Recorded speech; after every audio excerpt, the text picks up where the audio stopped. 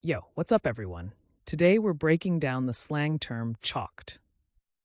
So, what does it actually mean? In simple words, chalked is slang for marking or accusing someone, often falsely, with blame or suspicion. People use it when someone is singled out or tagged as responsible for something, usually unfairly.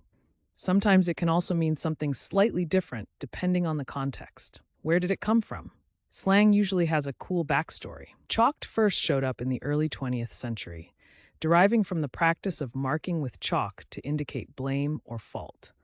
Over time, it spread into everyday talk, especially among communities that use street art and informal marking. Now let's check out how to use chalked in a sentence.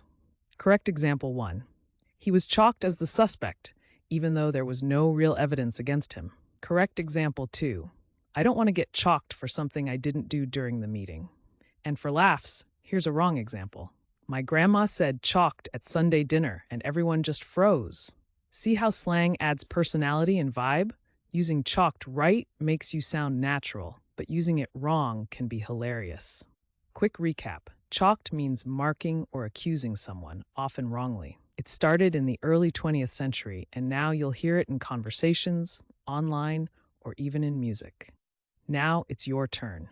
Drop your best sentence with chalked in the comments. And if you want to learn more slang and fun word histories, don't forget to subscribe and join our community here every day.